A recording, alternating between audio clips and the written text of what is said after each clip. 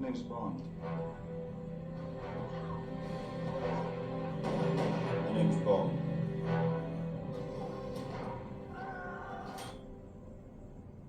James Bond.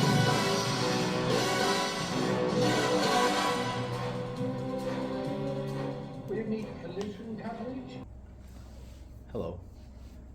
I'm making this video to talk about one of my favorite characters of all time, and that is James Bond. Apologize for Batman. I don't know what I have behind me, but I mean, technically, they're almost the same, aren't they? I have enjoyed James Bond ever since I was a little kid. I've watched him, I think, since I was 7 years or 8 years old. And I've been a big fan. I've followed all the new releases, all new actors when they are announced, and seen all the reinventions that have happened. Obviously, not completely firsthand, but as a fan who's been watching all the films, kind of got an idea, a sense of every time they reinvented the character and what they tried to say. Also, I'm a big fan of Ian Fleming, and I've read all the books that he's written a long time ago. I need to go back and reread them, but I have an idea of what Fleming was trying to do with the character he created, and the difference that they had to do it with had to change for the movies and so on. So, what I really want to talk about here is the latest thing that we'd heard from Barbara Broccoli was that they were looking now to reinvent the character. Of course, about how long has it been? Since 2005, they reinvented the character. 2006, Casino Royale was released after Pierce Brosnan's era. A new James Bond came on the screen. His name, Daniel Craig. Not a lot of people thought he was going to make a good Bond. He blew everybody away with his performance. And we had a tougher, rougher Bond. This Bond, you can believe, can really do you some damage if you crossed him. I like that aspect of Daniel Craig's character. I like Daniel Craig's portrayal of the character. Definitely one of the best. And I think Pierce Brosnan was great in terms of looks. Pierce Brosnan was also somebody that was believable to be lethal. But Pierce Brosnan could also be charming, which Daniel Craig rarely could. But you felt like when Brosnan ate a meal at a very fancy restaurant, that was him. He was suave. When it came to Daniel Craig, what I liked about his portrayal was he did it because it was a good thing to do. It was fun to do. It was a thing that, in a way, took the edge of what he really did, which is kill people. There's a line in Casino Royale when Vesper tells him, you know, the cut of your suit, you came from Oxford or wherever, but you wear it with such disdain. And that really sums up the character, and I think Daniel Craig brought that beautifully to the cinema, to the characterization in the movies. Now, Bond has been through different reinventions before. Of course, we've seen the Sean Connery, the original one. Lazenby came in between as well. There was a bit of a reinvention there. They humanized him a bit more. Connery just seemed like a guy really pretty much aloof. He was just, he'll kill you with a smile on his face. He didn't have that gritty Daniel Craig steely stare. He was just, boom. And he was charming when he wanted to be. He was lethal when he wanted to be. And he was believable. Lazenby was a little bit more human, a little bit more arrogant, reckless. Then came Roger Moore, a big reinvention. Here was a happy-go-lucky, funny, comical, easy Bond. And unfortunately for me, as much as I like Roger Moore, it doesn't work for me at all. Roger Moore comes across as a dad, or a lovable granddad, or because he was getting old. And he was too comical. So when I saw him as that character, I didn't really believe him. I didn't really believe him, and that was always my issue with his movies. Come Timothy Dalton was the polar opposite of Roger Moore. Where Roger Moore was charming, Timothy Dalton wasn't. Where Roger Moore wasn't lethal, Timothy Dalton definitely was. Still, feels like something was missing. Dalton wasn't comfortable in the role. And he didn't come across as somebody who could even be charming the way Daniel Craig was, just aloofly.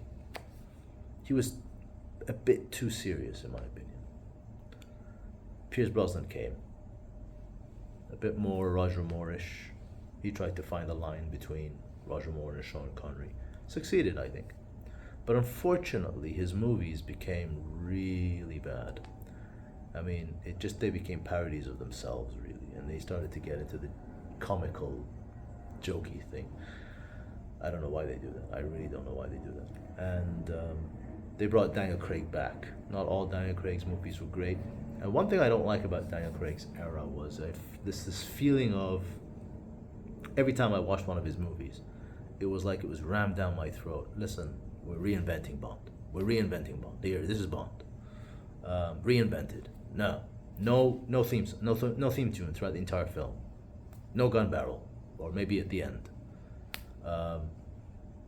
What else did they take away? Hardly wears a tuxedo. I'm not saying that we need to go through a tick box to make the movies to make the movie whole, but at least I want to feel like I'm watching a James Bond film. That they changed the structure of the films. You know, Casino Royale is a movie I like very much, but I mean, they had that real 3 structure thing, which I've never seen in a James Bond film. There was a love story at the end, a little too much. It went on for too long. And then Quantum of Solace comes along, and they just, I don't know, I have no idea what they did. I just call that movie The Afterbirth. That's it. It's like, oh, we forgot to say this in that movie. Okay, let's make a really short movie where you're not going to see any action because it's going to be so blurry. There's not going to be any story because he's just looking for someone, I think. A very uninteresting villain, and a very, very, very uninteresting, dumb plot that's nothing. Oh, and even at the end of the movie, you don't get the satisfaction. If you haven't seen the movie, watch it. There's no satisfaction with anything. Now, Skyfall was a bit of a, I would say it's my favorite Daniel Craig movie, but I don't like the final act. I don't like that. I don't like the way they kind of tried to bring him back to his childhood home and that, and then they made a whole Home Alone style thing. They took a movie that was somewhat serious, and then they just kind of went all the way down. Still, very good, very good. Spectre, meh. I kind of felt like they didn't know what they wanted to do with that movie. Better than Quantum of Solace, but they were still on shaky ground. And then No Time to Die. A good movie overall, I thought. Except the ending.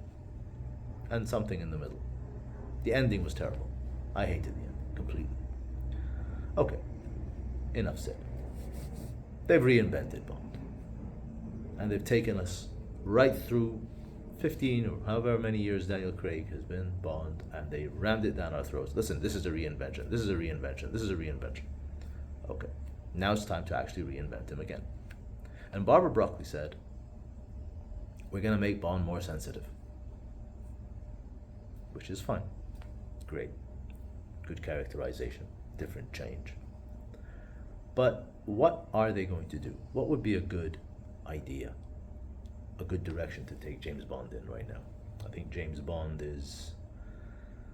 had many characterizations, and I'm really just, the reason I'm hoping, putting this video up is that I'm hoping that this doesn't turn into a movie where they're just going to try and make Bond so politically correct that they're going to just take away everything about the character. And what I want to say is, while I don't think that all movies should necessarily follow that little structure of what a James Bond is, it's good to expand and it's good to explore new areas, but I'd like to kind of keep it within a certain flavor, if you like, which was missing in some of the Daniel Craig era Bond films. And while it was there in the Pierce Brosnan era, like the Roger Moore era, it was played with so much that they just started to become schmaltz. So I don't see what's so difficult about keeping the character in check, keeping the idea that he's a spy, he's an assassin, he's a deadly man who enjoys the good life. He may have a nonchalant attitude about life, but that's also because of his work. That's because of the fact that he's alone. He's a lonely character. And you can introduce new things. You know, you keep Bond relevant. But just don't go too far into making him a goody two-shoes, is what I'm trying to say. I still want to see that character that can charm you and kill you in one sitting. And that character would not be politically correct, I don't think. You don't have to have Bond doing things that are obviously unacceptable in this day and age compared to the way it was 50 or 60 years ago. That would be stupid. But make that element of that character in today's age. You know, in Goldfinger, he slaps a woman jokingly on the behind and tells her to go away. Man talk. That wouldn't fly today. No way. So you can keep that element of the character. There are people in the world, I know people in the world who are like that, who still think in those terms. Now, you keep that element. You know, you don't have to keep it harsh, but keep that element that this is what this character is. He doesn't have to be so misogynistic, but he doesn't have to be so, you know, not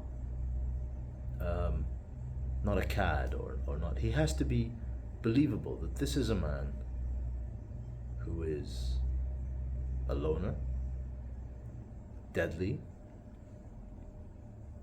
and is living dangerously, whether through gambling, whether through drinking, whether through whatever he's doing, including chasing after women.